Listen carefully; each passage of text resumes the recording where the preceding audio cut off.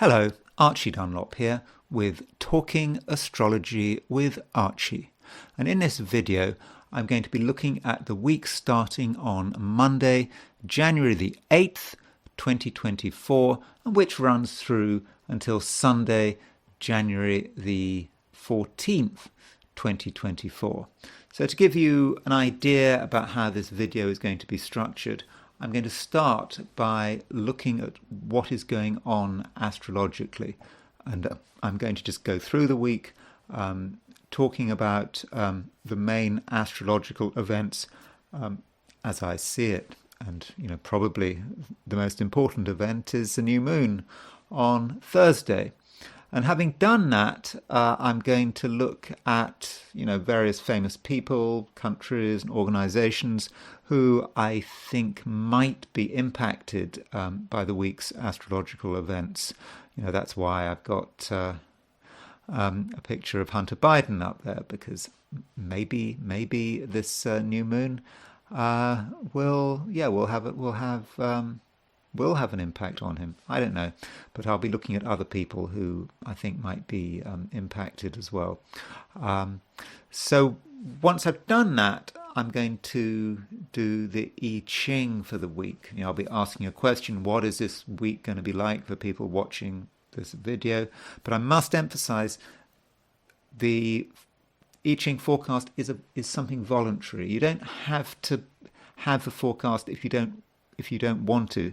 It only applies to people who watch the forecast, who watch me discuss the I Ching. If you don't want to be part of it, you don't watch it, and then it doesn't mean anything. So if you don't want me to look at your week from a perspective of the I Ching, just when I come on to the I Ching, this video is all in chapters. You can just stop watching and find something else to watch. So I should say that if you do enjoy this video or you find it useful, I would be grateful if you were to like it. If you're not subscribed, and of course you like the video as well, then I would be grateful if you were to subscribe. And if you want to buy me a coffee, there is a link in the description. Okay, so let's look at the astrology for this week. Okay, there, top right, that's Hunter Biden. I'll be talking about him soon enough. So what we've got here is the positions of the planets at the beginning of the week. Midnight, Monday, January the 8th. It's sort of set for New York. It's not a big deal, but it's set for New York. It could be set for something else. So if you like, these are the starting positions of the planets, and so we can now see what happens as the planets develop. So looking at the beginning of the week, and we notice that Mercury is now going direct, and sort of Monday, Tuesday, Mercury going direct makes a square aspect to Neptune. Now Mercury has already squared Neptune, while it was going retrograde, but it's now doing it again. Mercury square Neptune. So at the beginning of the week, there may be a bit of confusion. It may be difficult to think straight, and we might say things that we don't mean. So we do have to be careful. Now, on a positive note, Mercury square Neptune can be quite sensitive. It's sometimes associated with psychic ability, sort of telepathic flashes, that kind of thing.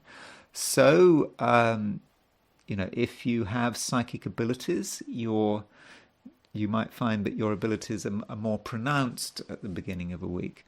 But you do have to be careful, because there's a danger that you get overwhelmed, just overwhelmed with information. Sure, some of that information might be correct, relating to people's feelings, their thoughts and whatever, but you might just become so overwhelmed that you can't sort out the signal from the noise. And I suppose if you're a psychic, that's always what you're trying to do. You pick up everything, but where is the signal? Where is the actual thing that's going on? And how do you actually distinguish it through all the noise? And yes, I mean, that's a challenge that every psychic has to deal with. And also at the beginning of a week, there is a 45-degree aspect between the Sun and Saturn. Here's actually the chart for this aspect. This is London time, Tuesday evening. I mean, let's not worry too much about precise times, but there's the Sun at 19 Capricorn on Tuesday evening in London, and you can see that it's exactly 45 degrees from Neptune.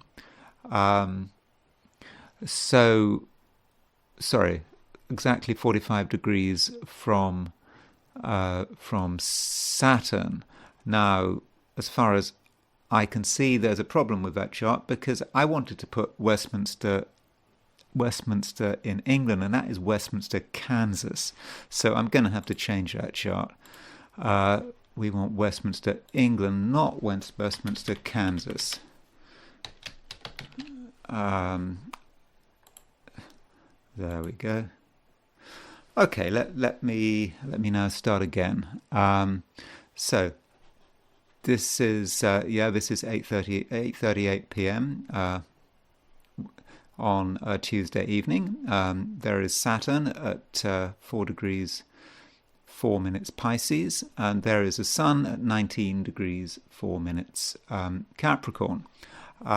So they are exactly 45 degrees apart, the Sun and Saturn. So you might be thinking, so what, 45 degrees? Well, 45 degrees is 1/8 of the circle. So if you've got a cake, cut it into 8 equal parts. Each part will be 45 degrees. We'll each have a 45-degree angle. And, 45 degrees is about dynamic tension. And so, when you've got Sun semi-square Saturn on Tuesday evening, which will be sort of Tuesday around lunchtime in the west coast of the US. If you've got a Sun semi-square Saturn, it might actually be quite difficult to get things done. There might be a real sense of frustration on Tuesday. So we have to work out how we're going to deal with this frustration. We can't expect things to happen in the way we had hoped, and perhaps we just have to use more time. We mustn't expect instant results on Tuesday. I think that Sun semi-square Saturn is going to slow things down. I mean, to be perhaps more specific, the Sun is in Capricorn on at the moment. It is all week. The Sun is in Capricorn. So Sun in Capricorn is a sort of solid placement of the Sun. Let's move forward with our ambitions, but at the same time, let's not be hysterical. Let's not have sort of overt displays of emotion. Let's just get on with it in a solid, material kind of way. But then you've got the semi-square with Saturn in Pisces. So Saturn is the planet of limitation, but in Pisces, it may have an emotional dimension. So if you find it difficult to get things done on Tuesday, particularly when dealing with other people, it may be that the people you're dealing with are rather too caught up in their emotions. They've got sort of fixed emotions that they just can't get out of. And it sort of feels a bit like sort of muddy puddles. I think I'm right in thinking, correct me if I'm wrong, but in the Aleister Crowley Tarot pack, I think it's the Eight of Cups. And the Eight of Cups shows, I'm pretty sure it's the Eight of Cups, it just shows mud, and it's connected with Saturn in Pisces. So there are pools of emotion, pools of stagnant emotion, and that's semi-square Saturn. So, or is it the Seven of Cups? It's a 7 or 8 of Cups. I can't remember offhand. I don't really do the tarot cards anymore. It's one of those, 7 or 8 of Cups. It's a very dark card. And so you've got these pools of stagnant emotion. And that may be what we're dealing with. Watch out for that, because other people's stagnant emotions could really bring things to a halt on Tuesday. Now, moving on to Wednesday, and so that would be sort of 10th of January. We get three aspects: Sun trine Uranus, Mars sextile Saturn, and Mars sesquiquadrate Uranus. So there's a lot of stuff going on there. And we can look at each of these aspects individually. So Sun trine Uranus, that is quite revolutionary. It is easy to create change. It's easy for something to explode in a metaphorical sense. And if we want to be original, to get people to sit up and listen, we can with Sun trine Uranus. But then we've got Mars sextile Saturn. Very different kind of energy there, Mars sextile Saturn. I keep talking about the Mars-Saturn pair, and it's a death pair, and it's about frustration and delay and all this kind of stuff. But it's a sextile, Mars sextile Saturn. Now, looking at Mars sextile Saturn in the most positive way, sextile tends to be a fortunate aspect. So that's about discipline. We can take our energy and perhaps our frustrations, and we can focus it on a particular target, and we can make solid results. We can make solid progress.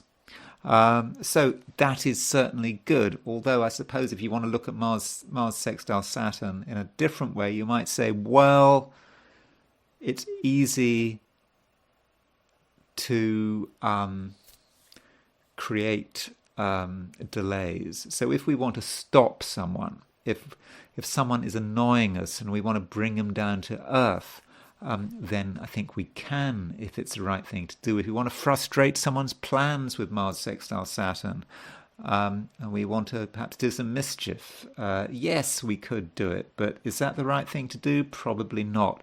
We have to look at everything. We have to look at every situation. We have to look at its own. We have to look at its merits. But try not to misuse that Mars sextile Saturn. And then we've got Mars sesquiquadrate Uranus, which gives us, something very different. Mars is about our assertion. A sesquiquadrate, that's 3/8, that's 135 degrees. Sesquiquadrate Uranus is about creating, not just explosions, but anger. People standing up for what they believe in, and in the process not caring how much damage they cause. And also Mars sesquiquadrate Uranus can be quite violent. Can be about explosions, gunshots, people using far too much force, that kind of thing. So we've got these three aspects: Sun trine Uranus, Mars sextile Saturn, and Mars sesquiquadrate Uranus. Now, what is the common link between these three aspects? Well, Sun trine Uranus is about the number 3.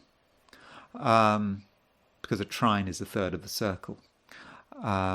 Mars sextile Saturn is about the number 6, because a sextile is a sixth of a circle. And a sesquiquadrate is about the number 8. And so, because that's an eighth of the circle.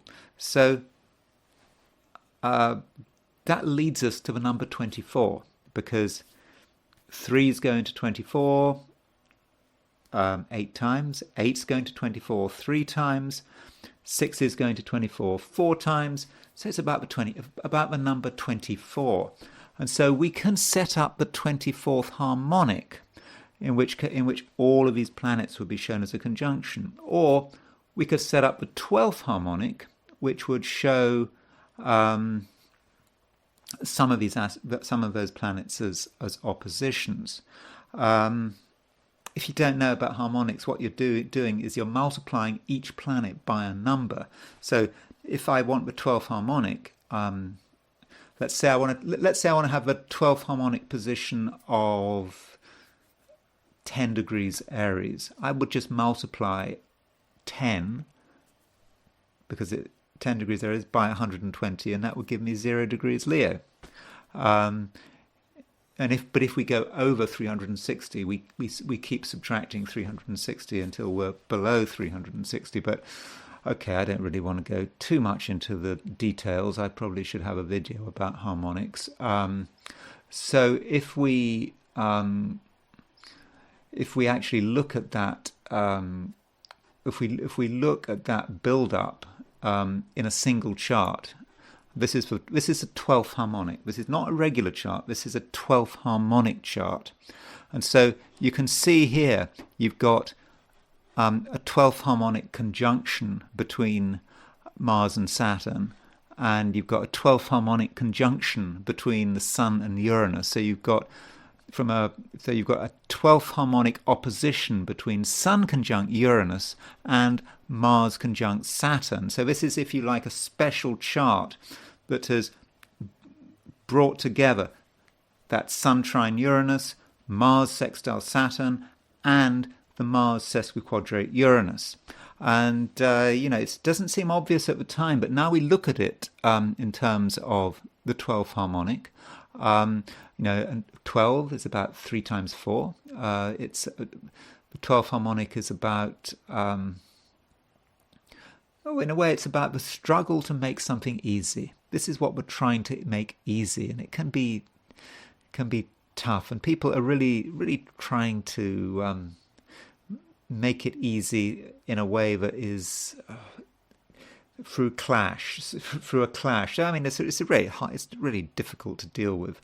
But so what I'm thinking, the bottom line on this is, actually, I think Wednesday could be a very tense day.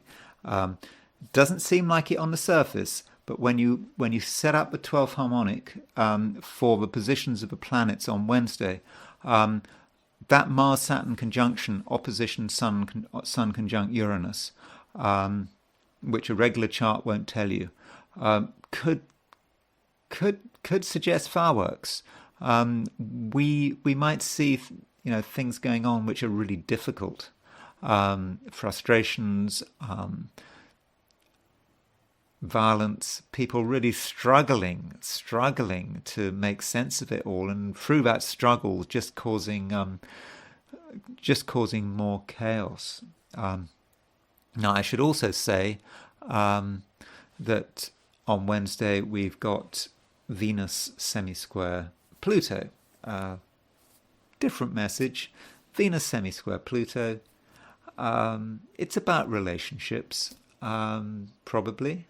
And there could be some obsessiveness, some jealousy. Although Venus can also relate to money. People being obsessive about money, that's another way of looking at Venus semi-square Pluto. Then on Thursday, we have a new moon. And I'm going to come back to that new moon. So let me just quickly move to Friday, where we've got Mars trine Jupiter. In many respects, that's a great aspect, Mars trine Jupiter, because it's all about action. We finally find a way of asserting ourselves. We finally can make things move. We can use an enormous amount of force, and there's no resistance, and things can happen quickly. Sounds good. Might be good. But could be a problem because, Mars can be quite a violent energy. And if it's trine Jupiter, it might sort of revel in its own violence. People might use too much force to get what they want. And because it's a trine, it's just easy to use force. And once one starts using force and starts seeing results, one just carries on. And the end result could actually be quite disastrous if we don't exercise some discipline. Then, right at the end of the week, over the weekend, Mercury moves into Capricorn. So you can see the start of the week, Mercury is at, let's go back to the positions of the planets. So the start of the week, Mercury is in Sagittarius. Mercury is at 24 Sagittarius, but by the weekend, it has moved into Capricorn. I think that's a good thing because Mercury in Sagittarius doesn't actually work very well. Mercury rules the sign Gemini, and so in Sagittarius it's in its detriment. Mercury is all about small packets of information. Mercury in Sagittarius is about the big picture, the wider scheme of things, sort of big ideas. Mercury doesn't really function very well. Mercury doesn't really know how to express itself properly, and Mercury gets really confused in Sagittarius. So Mercury moving into Capricorn is kind of good news because it slows Mercury down, but it also makes it sharper and better able to deal with material details. So I think many of us are going to be more down to earth by the end of the week. We'll see people being able to engage with ideas in a more constructive way, and there'll be less inclination to sort of drift off on flights of fantasy. Bearing in mind at the beginning of a week, we've got Mercury square Neptune. So Mercury is all over the place. People are going to have strange ideas. They're going to,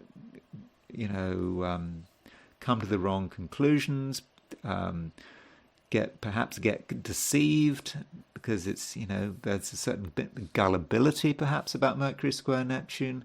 Or Mercury might want to do the deceiving. Mercury square Neptune might indicate a time when people are just telling lies. They just can't help themselves.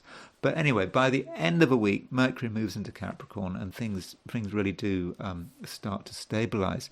Okay, so what I want to do now is just go back to that new moon on Thursday. Because, the new moon, it's a big change. The moon has been waning since the full moon. It was a full moon the end of last month, December the 27th, I think. So after the full moon, by definition, the moon has been getting smaller, has been waning. The waning moon, generally unfortunate, all things being equal, because it's the dying part of the cycle, of the dying part of the lunar cycle, and it's perhaps not a good time to start starting new projects. You don't want to start a new project at the time on a waning moon because you're aligning your project to a dying cycle. So it's best to wait until the new moon. And so because the new moon is a new beginning, the new cycle, after the moon starts getting bigger and bigger. So one should probably, if possible, start new projects with a new moon. So here is the new moon. I've set this for London,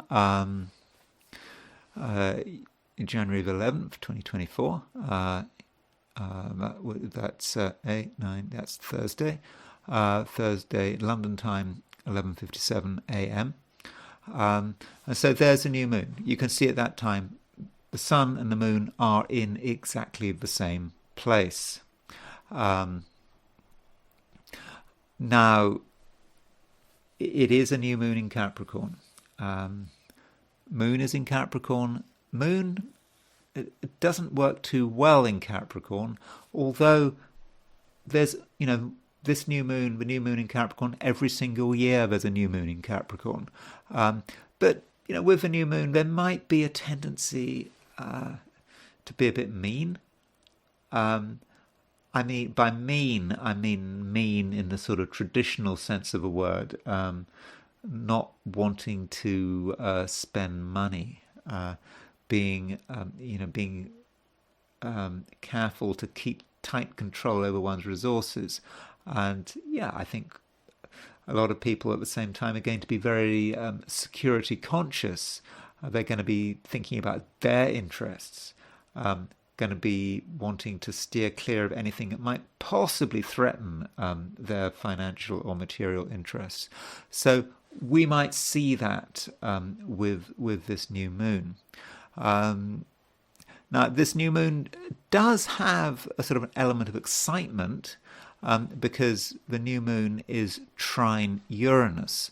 So for some of us, new moon trine Uranus might be the beginning of a situation where we can start creating some very dramatic changes, revolutionary changes, but changes we don't have to struggle for. It's easy. There are certain things around us that are ripe for change. Before perhaps, people were trying to hold on to the past, but people have given up on that. So it's just ready.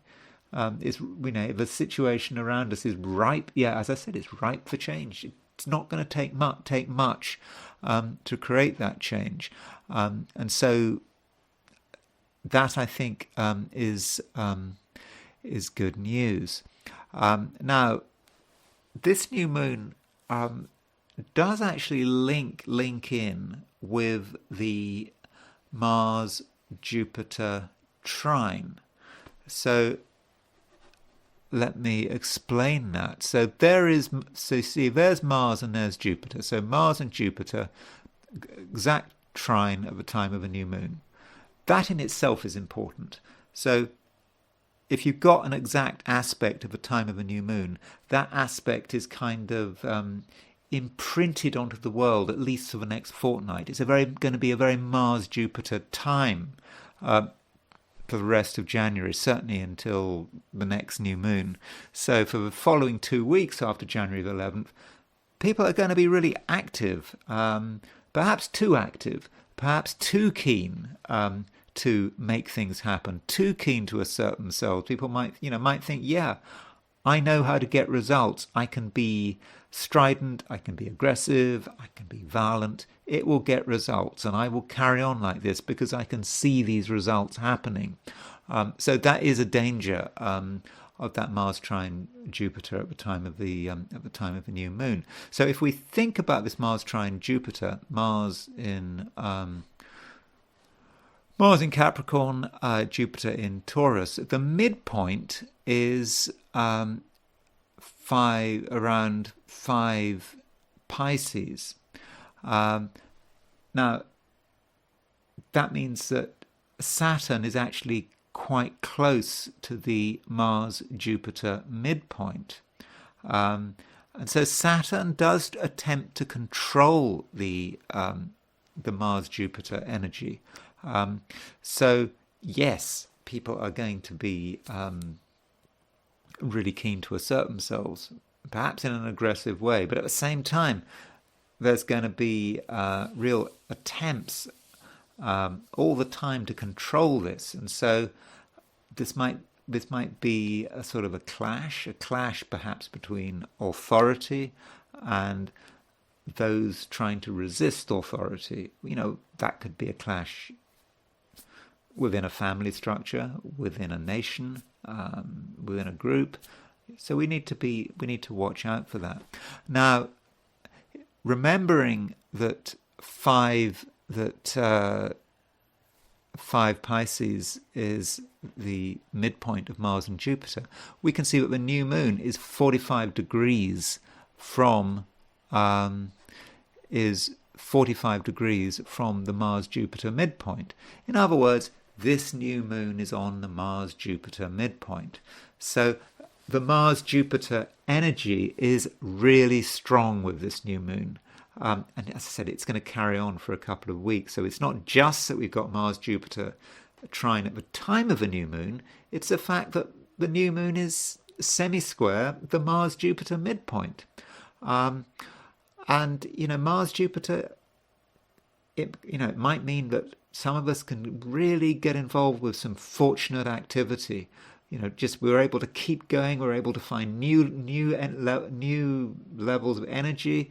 Even if we're tired, we can kind of bring new resources into play, and so that is very positive. But when you get a situation where people are asserting themselves and using their energy just for the sake of it, or people being aggressive to achieve particular aims, then there may be no stopping of it, and it could be something of a problem. So that's the new moon. I'm going to talk about the new moon again in a few days' time. Then I'll perhaps be considering how it might manifest on a sort of global level. But what I want to do now is just consider a few famous people. So let's look at Hunter Biden. Everyone likes looking at Hunter Biden, don't they? Everyone likes looking at Hunter Biden's horoscope. So this is Hunter Biden's chart. He was born on February the 4th, 1970 at 1:46 p.m. in Wilmington, Delaware. And so that new moon, remember, is around 20 Capricorn. So this new moon is on his Mercury, and it's sort of conjunct his 8th house cusp. This is sort of very much connected with death, perhaps. I'm certain. That's one way of looking at it. I'm certainly not suggesting that Hunter Biden's life is in danger. Rather, with the 8th house, it's a time when he's kind of sort of lost in his own emotions, perhaps, really going deep down into his own feelings, which I think he's kind of has a certain tendency to do. And with that moon in Capricorn that he has in his chart, there is going to be perhaps a certain belief on his part that his emotions, his emotional states, are far more important than other people's emotional states. So there may be an exaggerated sense of emotional importance, and then you throw the new moon in. New moon conjunct his Mercury. He might get some news, new moon conjunct Mercury. Mercury's on the 8th house, and as a result of this news, he might just go more and more into himself. That is a possibility. So there might be news about Hunter Biden. Might not be, but it's just something to consider. I know people like talking about Hunter Biden. Let's look at someone else. Oh, Camilla. She's the queen, isn't she? Queen of... She's got a name, hasn't it? The Queen... Anyway, King Charles's wife, Camilla. You can see that she has got her Mercury at 19 Capricorn. Now, I'm absolutely not suggesting that anything is going to really majorly happen with Camilla. I'm just kind of using it as an illustration of how the moon might work. So this new moon is opposition Mercury. So probably things going on that disturb her peace of mind, that she has to deal with, perhaps news, perhaps something that she worries about. That might be how new moon opposition Mercury does operate. Now, one thing about this new moon, haven't perhaps fully gone into it, but one thing about this new moon is, it's not just that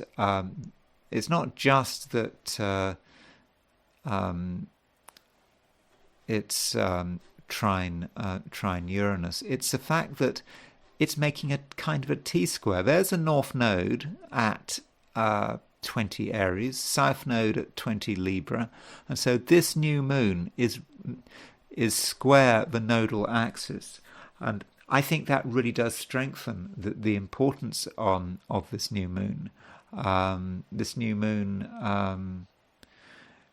is, I should have sort of mentioned it before, but I think this new moon, for many of us, is going to raise the question: how should we be behaving?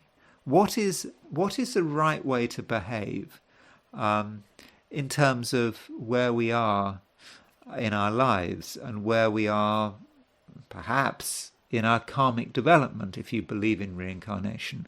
There may be a challenge here over the next few weeks where we have to consider what we should be doing. And I think, that square with the north and south node really does strengthen this new moon. So another thing that was this time not a person but an organization. This is a chart for Hamas, and you can see that Hamas has got Venus at 20 Capricorn. So this new moon hits Hamas's Venus. So one has to ask, is that good or bad? And I'm going to be completely neutral about it. Venus in Hamas's chart would possibly be about alliances, about diplomacy, who its supporters are, might also be about finances, and it may be that with this new moon conjunct Hamas's Venus, they may find that they can get new support from a new quarter. By the way, I don't say that because I'm pleased about it. I'm not a fan of Hamas, but I mean, you've got to look at the fact that the new moon is on Hamas's Venus. So maybe that the organization will be really putting its efforts into finding new allies, I suppose, in the Arab world, but there may be new avenues,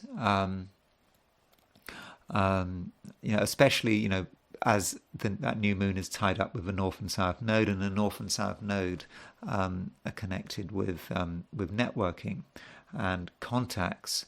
So yeah, I think that's probably how the new moon is going to impact Hamas. Another part of the world that might be impacted by this new moon is Central Europe, and specifically Slovakia and the Czech Republic.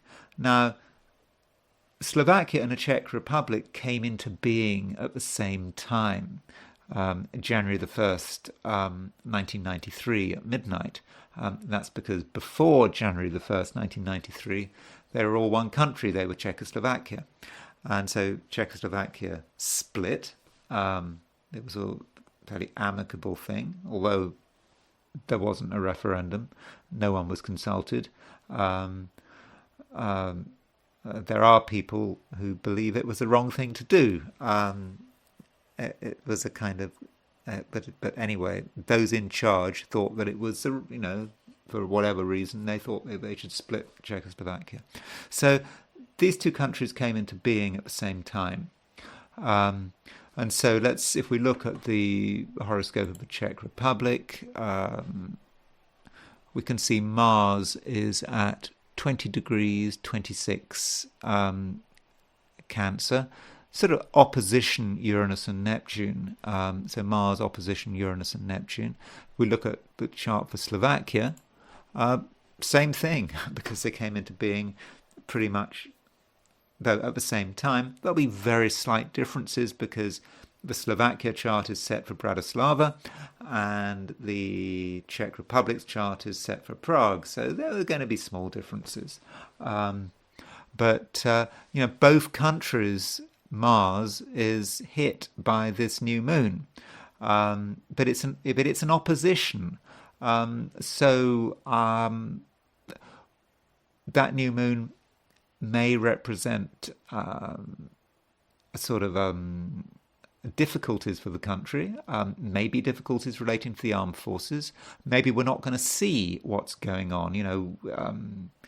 We should remember that was it on December the 30th, the Ukrainians used Czech rockets to attack civilians in the Russian town of Belgorod. I think 25 Ukrainians, 25 Russians were killed, including 5 children, I think. But the Czechs supplied armaments, rockets to do that, and now, week or two later, we've got new moon opposition Mars. We probably won't see it, but there may be something going on, perhaps relating to the armed forces. But it's Mars in general. Mars is a general significator of violence and aggression. So it may not be about the military, but it's something we should be aware of with that new moon hitting the Mars in the charts of the Czech Republic, or is it called Czechia now? I get confused. It used to be called the Czech Republic. I think you're supposed to call it Czechia now. But anyway, you know what I mean. And one other chart I want to look at is a chart of your favorite governor, if you're American. I know a lot of people watching this aren't very keen on him, but that is Gavin Newsom, governor of California. This time, it's not the new moon affecting him. It is Saturn. So let me just show you what I mean. We're going to put Gavin Newsom in the middle. We're going to put Sun semi-square Saturn on the outer ring. Okay, so we've got Gavin Newsom in the middle. The timing of the Sun semi-square Saturn on the beginning of the week on Tuesday. So there you can see his Venus is at Gavin Newsom's Venus is at 429 Virgo. So Saturn is at 4 degrees 4 Pisces. So he's got Saturn opposition. He's got Saturn opposition his Venus this week. Now, as far as the exact timing for an event associated with Saturn opposition Venus, you would see the Sun as a trigger. So when the Sun makes the semi-square to Saturn, it's also making a sesquiquadrate to his Venus. So Gavin Newsom's Venus is under pressure, and his Venus is not actually in a very good position. His Venus is in Virgo, which is the sign of its fall, because Venus is exalted in Pisces. So it's fallen in Virgo. Plus, Venus is in the 12th house. So that Venus is a bit dubious, and one wonders. One wonders what he's up to. There may be issues relating to women. There may be issues relating to money. Just something perhaps that he has been trying to keep secret, maybe brought out into the open. That's possible. Although, when that Saturn is opposition his Venus, it may not be It may not be immediately obvious to the world around him. But in terms of the way he feels, when you've got Saturn opposition your Venus, very often you feel a bit depressed, although the way it usually works is you start to feel more and more depressed as Saturn approaches your Venus. But the way I have experienced it, the moment Saturn has made the exact aspect, there's a sense of relief, and the depression quickly dissipates. I suppose Saturn is moving quite quickly. But still, the fact that the Sun is semi-square Saturn and is hitting his Venus, there might be something going on. I doubt whatever it is going to be particularly good as far as his campaign is concerned. He hasn't got a campaign, has he? I mean, it's a kind of an unofficial campaign. We know that sort of, isn't there this view that, Biden's going to drop out because he just realizes he's just not going to make it cognitively, and so you need to have a replacement. And so, but you still going to need some primaries. But I don't know what Gavin Newsom's short-term ambitions are. But I don't think the Saturn opposition his Venus is going to help, and I don't think it's going to help in terms of his popularity. But having said that, Saturn opposition Venus is quite a short-term aspect. But on the other hand, the Sun is acting as a trigger, so that might be that is something for him to consider. Anyway, that's all I'm going to say about the astrology. And what I want to do now is look at the I Ching. So again, if you don't want me to do an I Ching reading for you, if you don't want to be part of this part of a reading, then now would be the time to leave the video. If you're not here, you don't listen to what I say, you're just not part of it. The forecast would not apply to you. Just a reminder, my reading of the I Ching relates to the whole week, and it has kind of 4 sections. I mean, I'm going to talk about it in a general sense, what it means. Then I'm going to look at it from a perspective of money, then career and business, and finally relationships. Okay, so I asked the question: what is this week going to be like for those watching? This section of the video, and the first hexagram I got was hexagram 37, the family. So when we look at the family in terms of the I Ching, we must remember that the I Ching does have a particular view of the world. The I Ching generally comes from a Confucian perspective. It regards the family as the bedrock of society, and it takes a view that the family should be properly structured. That means, very traditional idea, you have father at the top, then you have his wife knows her place, and you've got number 1 son and number 2 son and number 1 daughter and number 2 daughter and whatever, and there is supposed to be structure and harmony, and that is the basis. That is the basis for a healthy society, and that is what we should be looking at the beginning, certainly at the beginning of the week. The family, whatever structures were involved in, it needn't be the family. The Wilhelm translation of the I Ching has a sort of, in parenthesis, the clan. It's whatever your group is. Might not be just a family, it might be a group of friends.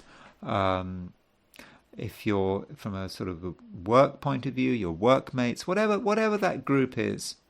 And it's really saying that the structure within that group is really important, and it's essential that everyone knows their place. And there are 3 moving lines. The second line from the bottom moves, the 5th line from the bottom moves, and so does the 6th line from the bottom moving. And so the second place, the second from the bottom, the I Ching says, says that everyone needs to know their place, and it literally says that. And I'm not saying one should be literal about it. I think one needs to translate this to a modern context. It's saying that the wife needs to know her place. She needs to sort of know what her role is in the family and mustn't go above her station. Now let's translate that. Let's sort of remove the gender from it and say that there are some people that have perhaps a less, I won't say a lower role, I mean a sort of a less dynamic role, and they need to know their place. Their job is not to make big decisions. Their job is to make sure that the wheels are turning, perhaps in the household or the business or whatever, and they should respect authority. So please don't think I'm making a gender point about here. I'm just it's not a matter of gender, really. It is about people knowing their place. And then the 5th and the 6th line move, and that indicates that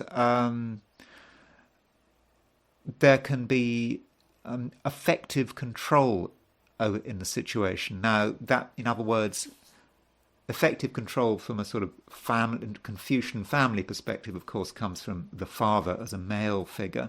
But in this context, it doesn't matter. It's not, the gender isn't important, but there's someone, male or female, who is the one in control, who's at the top of the who's at the top of the pyramid, who can provide a role model, who can provide a direction, and this is a good thing, and it puts the whole household in order. And this hexagram, because we've got 3 moving lines, it moves to hexagram number 11, which is peace. So it's actually quite a very good hexagram.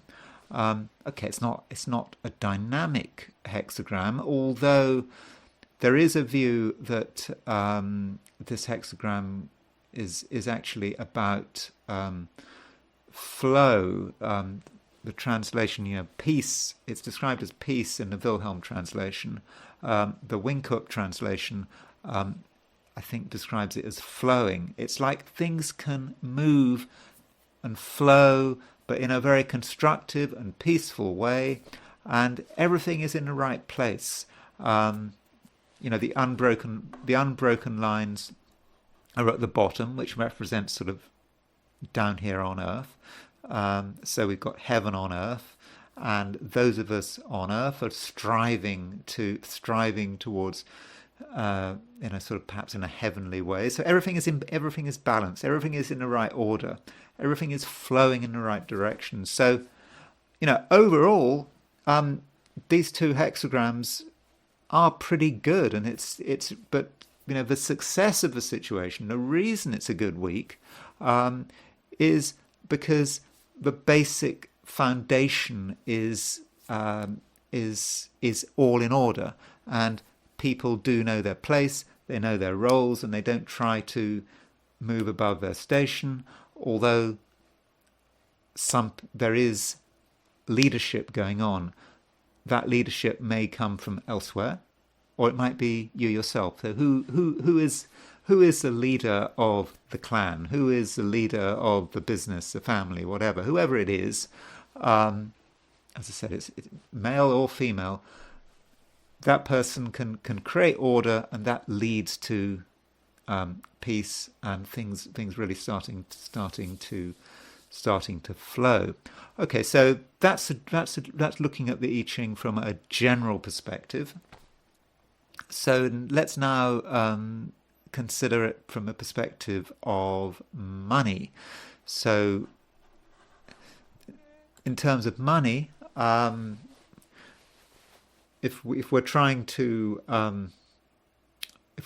organize our finances, if we've got financial issues,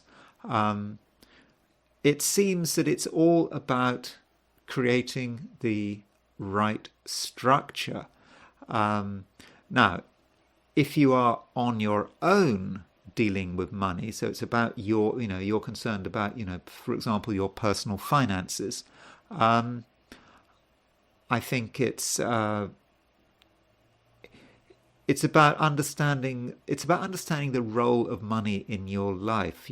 Money does have a role. What is it for?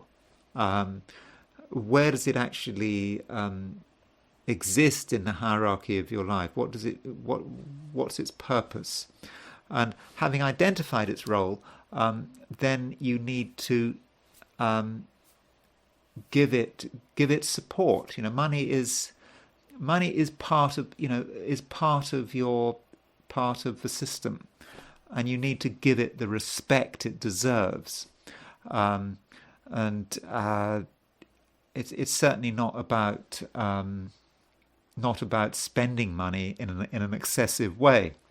And if you're dealing with money in terms of other people, for example, money in the family, I suppose the family needs money, and someone's got to look after the money. Someone's got to be looking at bank accounts and whatever.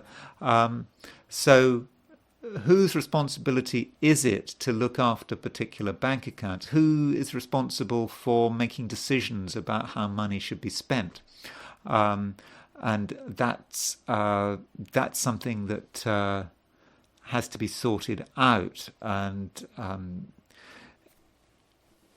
someone needs to be given the role of looking after money and making decisions. Because if there's no role, it's just a chaotic thing. Then there could be problems. But once you've created this financial stability, once you've given money a clear role in your life, and you're respecting money, then you can move to this hexagram, which is peace. And this suggests that once you've dealt with all of this, you can actually be quite relaxed about money, because you'll know that the money is there, it's being properly looked after, and you'll know that money is flowing.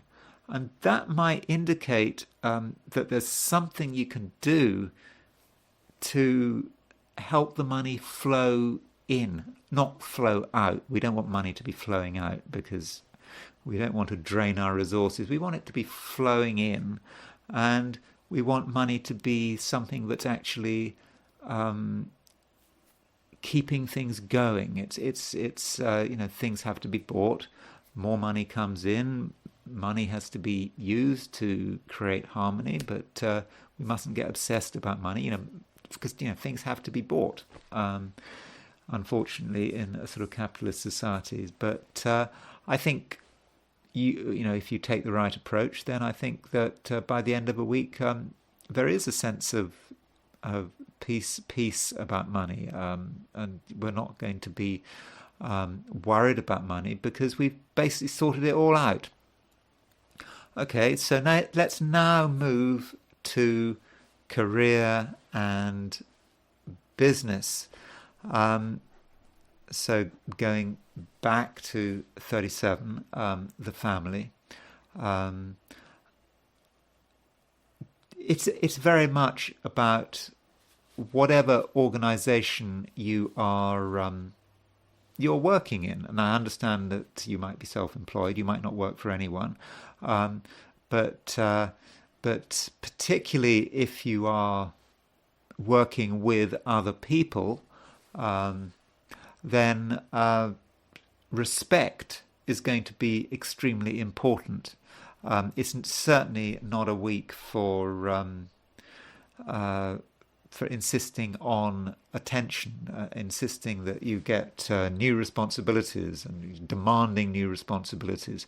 No, you need to understand your role. You have a role, and you mustn't move beyond that role. There's something you're good at. There's something, you're good at, perhaps also interacting with other people. But, you have your niche, and stick to that niche, because you are making the whole system work. You're making, if you like, the family, the business, the clan. It is functioning properly, and the money is coming, and the money is coming in. And in a working context, you should not be concerned about someone else exercising authority. I mean, provided they're not usurping authority, provided they're not demanding everyone takes them seriously. But there's a natural leader here. You know who the natural leader is. Now, that natural leader might be you. It depends. But natural leadership, power flowing down the pyramid, but power which is not power in the sense of trying to dominate people, just trying to make the organization work. Having said that, if you're self-employed, you work on your own, then we might want to take this hexagram perhaps literally, and say, if you're working at home, your relations with your literal family are going to be important, I think, if you work at home.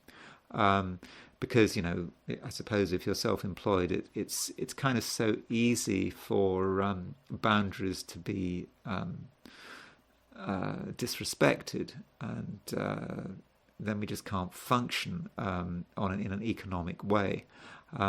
So, if you're self-employed, then you need to consider the people living around you, perhaps your family, and make sure that they understand that you need to be respected, that your particular role needs to be respected. Your role is to work in a particular place for a particular length of time, and that all needs to be sorted out. And perhaps you need to show some leadership, telling people, your family, how it's going to be done. But it's not about sort of barking orders. It's not about screaming at people. It's just sort of negotiating it and saying how you see it, how your role does need to be respected. But you can do it. It'll be much easier than you think. So I think that could be how it works if you're self-employed, particularly if recently you felt that it has been difficult to get things done because your family have interfered with you. I mean, they've interfered with what you're trying to do. They've got in your way. They've made noise, all that kind of stuff. So you can put the matter to right. Really, that shouldn't be a problem. And if you are running your own business and you've got you have employees, this hexagram of a family it does talk about the leader really making him or herself felt in quite a strong way, but in a way that people just automatically accept, and people will actually want leadership. So if you've got employees, show yourself, tell people how it should be, tell them about your vision, tell them about how things should be organized. If you're not happy about something, now is a great time to explain it. But it's not about criticizing people, making people feel bad about themselves. It's just about re-establishing this natural hierarchical relationship which should exist in any good Confucian business. And then we get the move, because we've got 3 moving lines, and this moves to peace. So from a career perspective, business, whatever you're doing in terms of business, the final hexagram is what it moves to is peace, or it's about flowing. Things move. Things move in a very constructive way, and there is going to be, I think, a great sense of harmony in your working life through your efforts. And so, if you're working with other people, by the end of a week, everyone should be working very well together. There'll be a great flow. There'll be constructive engagement and useful activity. So, I think do things right, and I think it looks very positive. And finally, there is relationships. Whatever relationship you're involved with, there is a certain sense of different people having their role, and that role is important. In order to have a successful relationship, at least this week, one needs to say, well, what is your role in the relationship, and what is your partner's role in the relationship? And again, it could be a romantic relationship, it could be a business relationship, it could be a friendship, whatever, but there's always this sense of role. And provided you're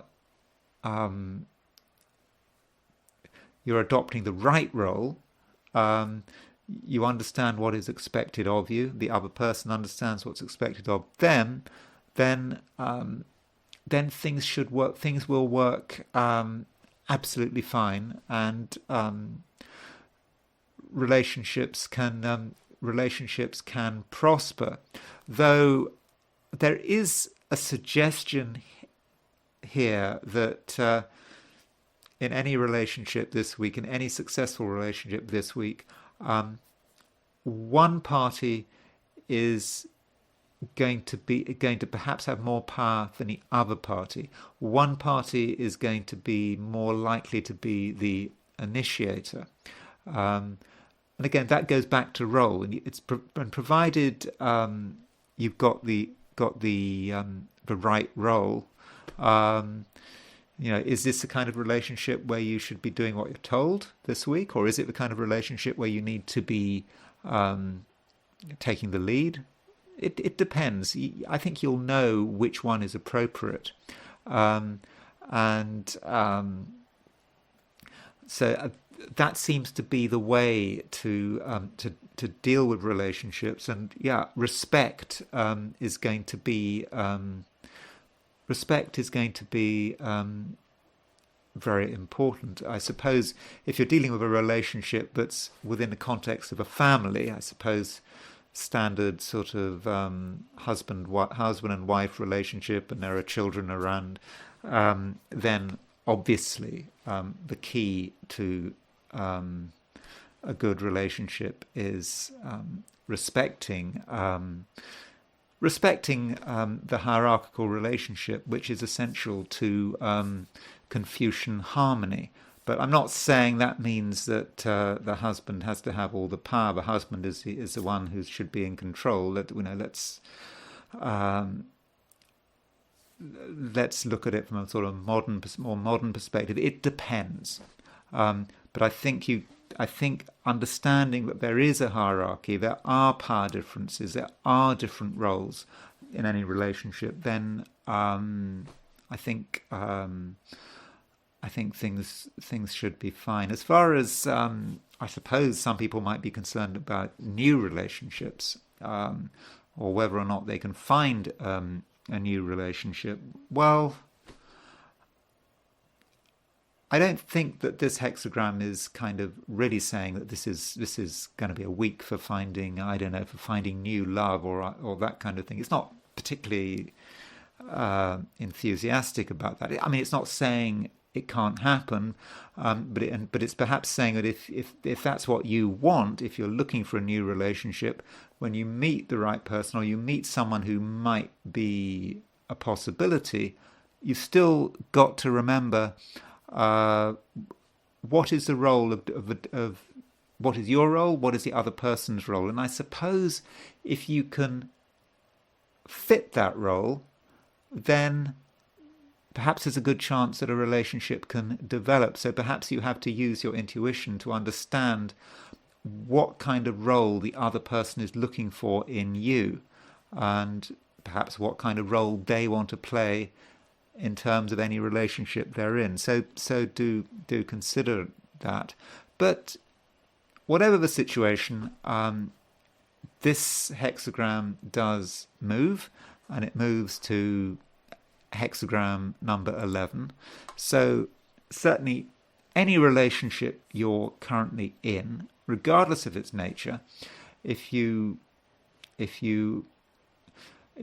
go about things in the right way, if you respect the